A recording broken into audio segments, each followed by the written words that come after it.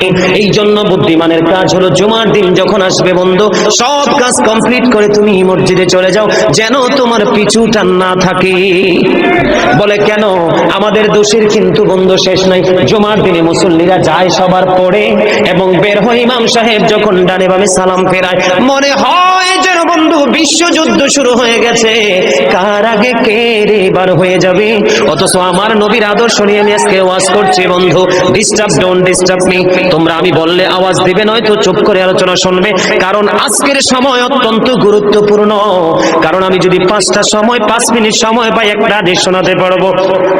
হয়তো বা এই একটা হাদিসে আপনাদের কারো না কারো হৃদয়ে ছুঁয়ে যেতে পারে, আর এটাই আপনার জীবনের জন্য, হেদায়েতের জন্য যথেষ্ট হতে পারে।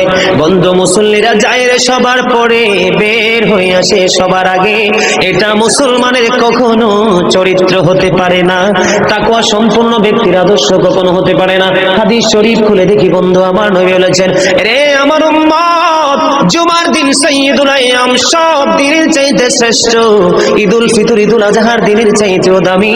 এই জুমার দিনের ফজিলত বরকত নিয়ে আলোচনা করলে বন্ধু রাত একটাই কভার করা যাবে না, এত বরকত এই জুমার দিনের।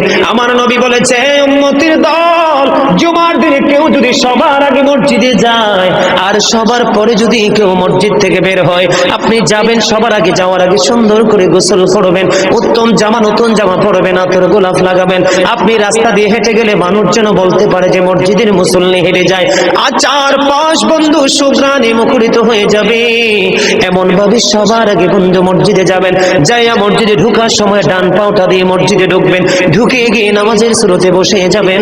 বসে যখন আপনি আল্লাহর ইবাদত করতে করতে করতে করতে সব মুসল্লি বন্ধু বের হয়ে যাচ্ছে, আপনারা তাড়াহুড়া করার দরকার নেই।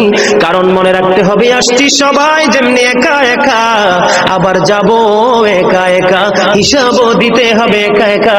পৃথিবীর সব মানুষ পর হয়ে গেল আমার কোনো সমস্যা নেই, আমার আল্লাহ এবং নবী আমার আপন হলে আই এম ভেরি সাকসেস।